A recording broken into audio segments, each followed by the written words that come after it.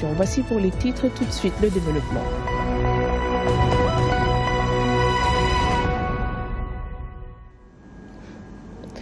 Djiboka s'engage à réconcilier le maire de Dakar, Khalifa Sall, et le chef de l'État, Macky Sall.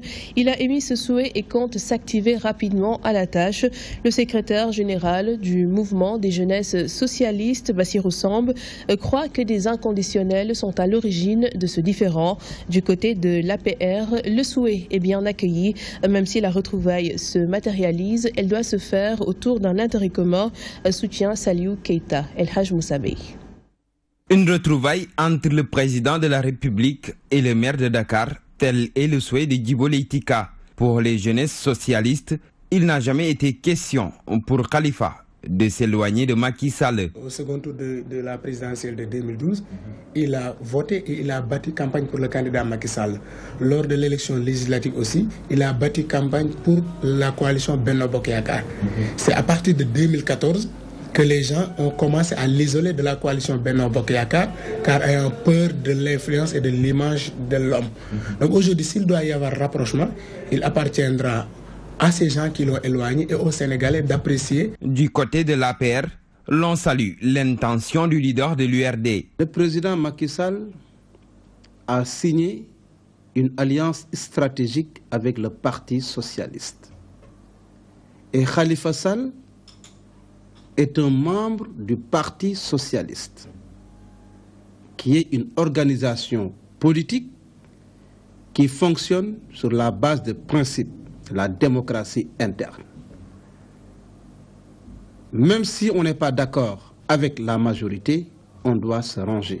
Réunir les deux politiques, un rêve qui peut bel et bien devenir réalité, à en croire Saliou Keita. Mais autour de quoi devrait-il s'inscrire, s'interroge ce conseiller municipal. De l'autre côté, on ne veut pas le voir, on ne souhaite pas le soutenir. Donc il est resté constant dans sa démarche. Aujourd'hui, comme je l'ai dit tantôt, il appartiendra aux Sénégalais d'apprécier et de voir quelle est la pertinence d'un tel rapprochement. Le rapprochement doit s'organiser autour de l'intérêt commun des Dakarois, des Sénégalais. N'oubliez pas que Dakar, c'est la capitale du Sénégal. Au-delà du simple souhait, Djibo Leïtika entend s'exécuter pour matérialiser son objectif. Les leaders de l'opposition réunis autour de la coalition Manko Wattu Sénégal étaient en conclave ce jeudi à Dakar. À leur sortie, ils ont décidé d'adopter à l'unanimité un code de conduite leur permettant de rassembler les troupes et de faire face au régime de Macky Sall. Ils ont prévu de rencontrer la presse ce 20 septembre avant d'initier une marche nationale le 14 octobre prochain. Pour eux, il est temps de redorer le blason de la démocratie ternie par le régime républicain. Plus de détails avec Ababakar Sadir Top. La coalition Manko Wattu Sénégal veut maintenant passer en vitesse supérieure. Après de multiples rencontres, ces leaders de l'opposition ont adopté le code de conduite qui leur permettra de dérouler leur plan d'action. Ce dernier s'établit comme suit. Le 20 septembre prochain, l'opposition sénégalaise Wattu Sénégal va tenir sa première conférence de presse pour officialiser les documents que nous avons adoptés. Et là, nous invitons les Sénégalais et les sympathisants. Et Inch'Allah, le 14 octobre prochain, nous allons organiser une marche nationale et internationale. Face à ce qu'ils appellent les dérives dictatoriales de Macky Sall, les opposants du régime républicain se fixent comme objectif de combattre le président et ses alliés. Notre objectif, effectivement, c'est de dénoncer les abus et les dérives du pouvoir de Macky Sall. Nous ne sommes plus en face d'une dictature rampante, nous sommes en face d'une véritable dictature qui s'est installée dans cette République du Sénégal. Des Sénégalais, femmes, hommes, jeunes, handicapés, ont versé leur sang, sont morts ou privés de liberté pour défendre cette démocratie sénégalaise. Ce n'est pas un garçon, ce garçon qui occupe le palais de la République qui va confisquer nos libertés ou compromettre cette démocratie sénégalaise. La coalition Manko Wattu Sénégal se prépare à descendre sur le terrain afin de battre en brèche la politique de Benno Bokk Yakaar. D'ailleurs, Malick Gakou, nouveau coordonnateur de la coalition, va rassembler les troupes. L'opposition tergiverse des propos de quelques responsables de l'APR. Selon eux, malgré leur coalition et tentative, elle ne fait pas le poids face aux réalisations du chef de l'État. Ces responsables soutiennent que c'est la raison pour laquelle l'opposition verse toujours dans la polémique. Fatou Bintou Diagne. L'opposition est dans son rôle, c'est la position des responsables de l'APR. Selon eux, elle ne fait pas le poids devant la détermination du chef de l'État malgré toutes leurs tentatives.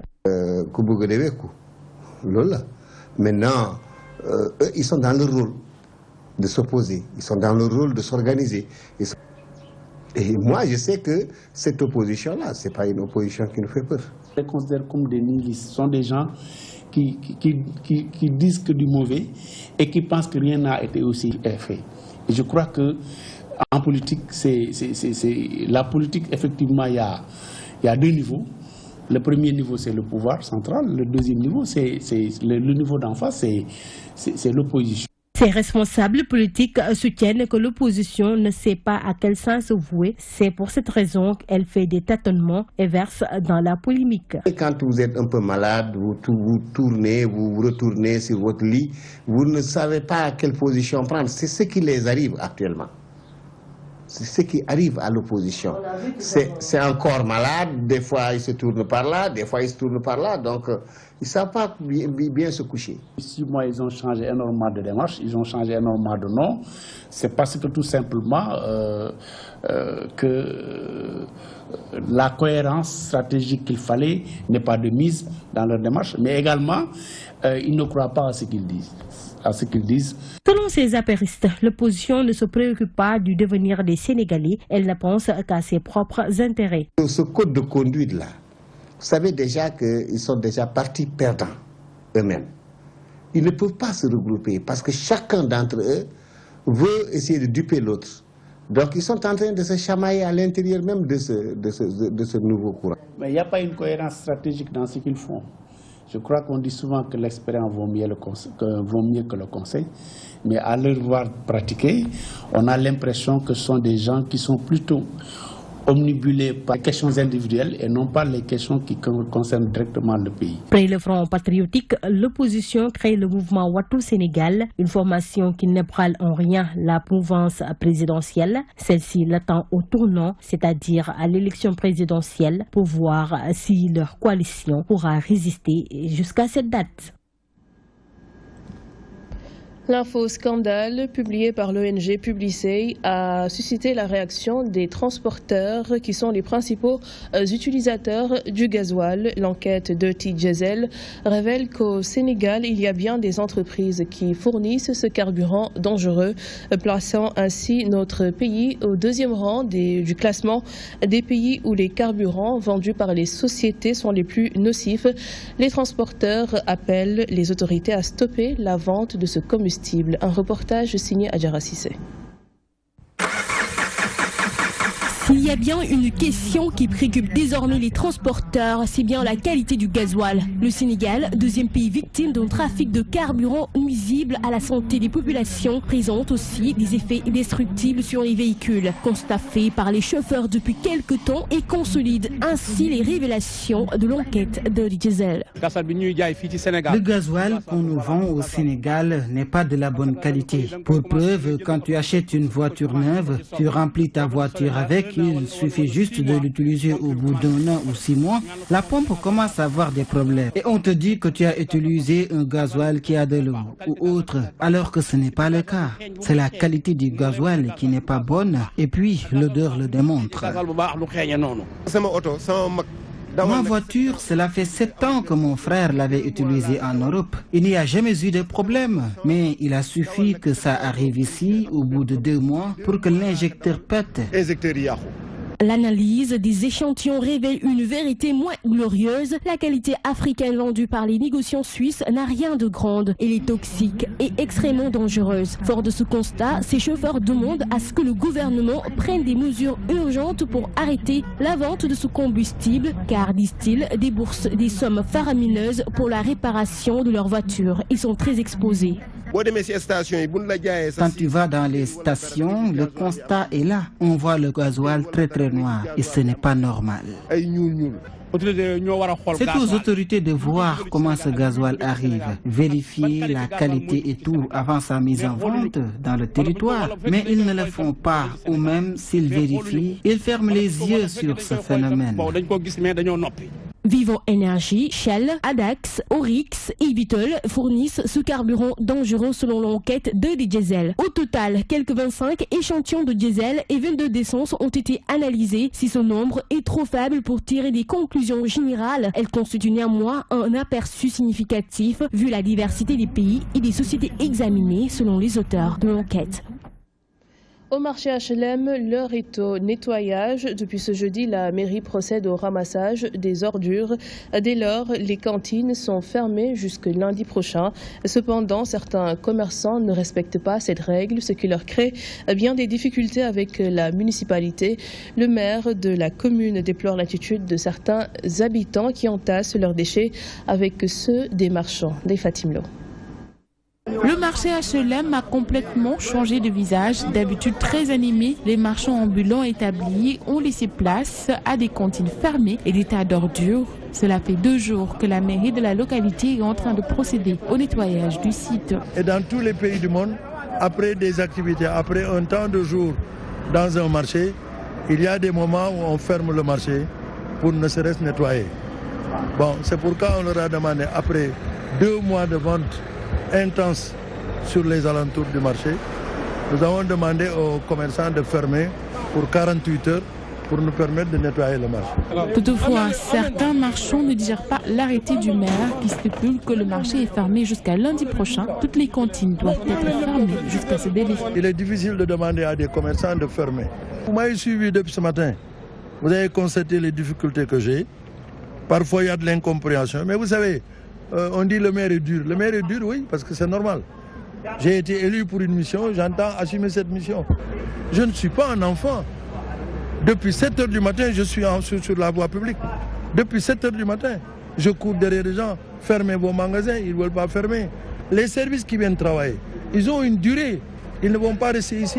Depuis 48 heures, le ramassage des ordures se fait au marché HLM. Le constat fait est que les ordures ménagères sont mélangées aux déchets des commerçants, situation que déplorent les l'édile de la commune. Ce qu'on a retrouvé dans le marché, ce n'est pas des ordures de marché, c'est des ordures domestiques. Hein?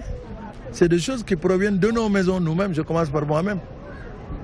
Les peaux de mouton, ce n'est pas dans le marché qu'on les a tués, c'est dans les maisons, les têtes de mouton. Ce n'est pas dans le marché. Moi, je n'accuse personne. Un maire est un maire. J'ai un devoir de faire. Je suis en train de faire le maximum. Le maire des HLM est plus que jamais déterminé à en découdre avec ces ordures qui jonchent les ruelles du marché. Selon lui, pour que le site soit propre, il faut qu'il soit fermé. Tout commerçant qui déroge à cette règle verra sa cantine fermée de force ou ses marchandises saisies. La journée mondiale de la couche d'ozone est célébrée ce 16 septembre, une occasion pour les environnementalistes de sensibiliser les populations sur l'utilité de cette couche d'ozone. L'on constate par ailleurs que beaucoup de Sénégalais ne connaissent pas justement l'utilité de cet élément. Un reportage signé Abigail. Couche d'ozone. Non, couche d'ozone. Ozone maa ngi koy dégg mais couche de zone daal xaw na ma jaaxal quoi franchement. couche d'ozone tur boobu am na lu ma jox de. couche d'ozone. couche d'ozone. je me rappelle plus de. non couche d'ozone moom wax dëgg yàlla maa ngi koy soog a dégg daal couche d'ozone. waaw dëgg yàlla xaw ma. ozone daal dinaa ko faral dégg ci ay woy. Ils sont nombreux, ces Sénégalais, qui ne savent pas ce que c'est la couche d'ozone. Pourtant, c'est un élément fondamental pour leur survie. Cet environnementaliste explique. La couche d'ozone, comme vous venez, disons, de l'indiquer, et entre autres, disons, bandes, si vous voulez, ou bien gaz vivifiant, donc nous sépare, disons, de la radiation des ultraviolets. Donc c'est la couche, disons, en fait, qui permet aujourd'hui la possibilité de la vie sur Terre. Cette couche d'ozone se dégrade de jour en jour à cause des effets polluants. Dans des pays, disons, comme le Sénégal, où nous n'avons pas, si vous voulez, de décharge contrôlée, donc ni d'enfouissement, où la seule pratique, disons, d'élimination, disons, se révèle être l'incinération, donc ça ne peut pas manquer de conséquences, en tout cas pour les populations, où tous les êtres, en tout cas, devant vivre à base d'oxygène. Pour préserver la couche d'ozone, l'environnementaliste préconise une sensibilisation de la population. La solution, c'est quoi? C'est que les citoyens, disons, en fait, puissent se prendre en main. Aujourd'hui, disons, la raison d'être d'organisations, disons, comme la mienne, c'est d'aller vers les populations, de développer, disons, en fin de compte, leur prise de conscience, de leur doter des outils d'une prise en charge quant à leur devenir, notamment, disons, en fin de compte, dans leur rapport, disons, avec leur environnement vital. Ce 16 septembre est célébrée la journée internationale dédiée à la couche d'ozone, une occasion pour les défenseurs de la nature de sensibiliser les populations sur les destructeurs de ce gaz vital. La couche d'ozone nous protège contre les rayons ultraviolets du soleil extrêmement dangereux pour la peau, mais aussi pour la vie de tous les organismes vivant sur Terre. Naturellement présente dans l'atmosphère, la couche d'ozone est aujourd'hui menacée par les gaz que nous produisons. La Terre malade de l'homme, c'est un sujet signé Mansour. Nous vivons aujourd'hui dans une société industrielle cheminée d'usines. Pour d'échappement de voitures, moteurs d'avions, même les chauffages de maisons utilisent des combustibles qui polluent l'air de notre planète. Depuis toujours, l'homme utilise des outils afin de fabriquer ce dont il a besoin pour se nourrir, se vêtir, se loger, se déplacer. Des instruments rudimentaires de la préhistoire jusqu'aux machines les plus sophistiquées. Depuis la révolution industrielle du 19e siècle, les usines se sont multipliées, mais ces industries génèrent des pollutions qui ont un impact sur la santé de la planète. La Terre, comme un organisme vivant, tous les phénomènes biologiques, géologiques, climatiques qui se produisent à sa surface sont liés les uns aux autres. Elles forment comme un immense puzzle où chaque pièce est indispensable au maintien de l'équilibre. Si l'une est modifiée, tout peut se dérégler. Dès ses premiers pas sur Terre, l'homme ne s'est pas privé de modifier son environnement en découvrant l'agriculture et l'élevage, en coupant du bois pour construire des bateaux et des villes. Puis il a travaillé le métal, creusé des mines de charbon et d'or, découvert l'industrie, bouleversant les équilibres naturels de la planète. Aujourd'hui, certaines traces de son activité sont indélébiles, disparition de milliers d'espèces, pillage d'une grande partie des ressources naturelles sur Terre, comme au fond des océans. Les retombées de ces pratiques sont désastreuses pour l'organisme humain qui peut développer des maladies graves comme les cancers ou des allergies respiratoires. Il est donc temps de réagir avant que le reste de la planète ne souffre encore plus des conséquences de la main de l'homme. Car ce qui est détruit l'est pour toujours, mais ce qui est en danger peut encore être sauvé. Santé à présent, l'insuffisance rénale, une maladie qui prend des proportions inquiétantes au Sénégal. 168 cas ont été recensés dans le pays entre 2014 et 2015. Le gouvernement a autorisé la greffe d'organes. Les professionnels du secteur précisent toutefois que le matériel adéquat fait défaut dans la majorité des structures sanitaires. Un dossier signé des Fatimlo. L'insuffisance rénale est une maladie grave qui entraîne une détérioration irréversible de la capacité des reins à filtrer le sang. Un adulte sur 10 souffre d'une infection rénale, soit près de 600 millions de personnes dans le monde. Au Sénégal, c'est une maladie qui touche de plus en plus les enfants. Entre 2014 et 2015, près de 158 cas ont été diagnostiqués. Sur 10 enfants hospitalisés à l'hôpital Aristide Le Dantec, les 2 sont atteints d'insuffisance rénale. C'est une maladie vie avec laquelle ils vont vivre jusqu'à l'âge adulte. Le plus souvent, les malades sont sous dialyse pour la vie. Aujourd'hui, avec l'adoption de la loi sur la transplantation, une greffe d'organes pourrait leur permettre de s'en sortir, ne plus avoir recours à la dialyse et vivre comme tout le monde. Quand on met quelqu'un en dialyse, ça coûte excessivement cher. Et la dialyse n'est qu'une solution d'attente vers la transplantation, vers la greffe de rein. Si une greffe a bien pris, si vraiment les conditions de sa pratique sont idoines, correctes, c'est vraiment la solution pour tous les malades souffrant d'insuffisance rénale, mais qui sont sous dialyse. Cependant, même si le Sénégal a les aptitudes pour pratiquer la greffe, le matériel nécessaire n'est pas réuni dans un seul endroit. Les choses ne sont pas toutes en un seul endroit. Nous avons des compétences dispersées. Certains hôpitaux ont plus que d'autres dans certaines spécialités. Je dis aujourd'hui, quand on parle de néphrologie ou de dialyse, le service dominant au Sénégal, c'est l'hôpital Aristide Le Dantec. Le service d'urologie de l'hôpital de Grand Yoff, comme le Dantec, se défendent relativement bien pour ce qui concerne les ressources humaines. Mais il y a d'autres volets de la transplantation concernant l'immunologie, donc la biologie et tout ce qui tourne autour, qu'il faut probablement organiser autour d'un centre unique. Toutefois, des précautions et des directives ont été formulées pour que la transplantation rénale se déroule dans les règles. Ce que la loi qui a été votée au Sénégal prévoit, c'est le don d'un donneur vivant. C'est-à-dire qu'on ne peut pas prendre l'organe d'un cadavre pour le transplanter chez quelqu'un d'autre. Ça permet de lutter contre les trafics en tout genre dans ce domaine. Deuxièmement, ça permet aussi d'éviter quand même certains actes que l'on connaît qui sont des actes délictuels. Deuxième élément important dans ce don d'organes, ce n'est pas n'importe qui peut donner à n'importe qui un rein. Il faut que vous soyez génétiquement liés. Pour qu'il puisse y avoir greffe, il faut sensibiliser la population sur le don d'organes et insister sur l'adhésion des religieux. Et qui est permis par toutes les religions révélées, l'islam n'interdit absolument pas le don d'un organe. Et même le don cadavérique n'est pas interdit par l'islam. L'islam permet parfaitement de prendre le rein de quelqu'un qui est décédé pour le mettre chez quelqu'un qui est vivant. Parce que quand on dit en islam que lorsque vous avez sauvé une vie, vous avez sauvé l'humanité.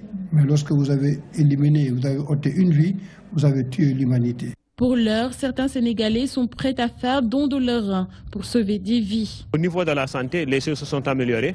Et c'est de l'expertise, sénégalaise qui est remerciée en fait dans tout ça. Tout d'abord, pour moi, si la religion est pour, il n'y a pas de problème au niveau de la religion. Pour moi, c'est déjà OK. Pour les premières années, la transplantation rénale coûtera très cher. Son accessibilité à tous dépendra de la politique que l'État du Sénégal va mettre en place pour soutenir la greffe de rein. En attendant, les malades attendent toujours l'effectivité de la première transplantation rénale.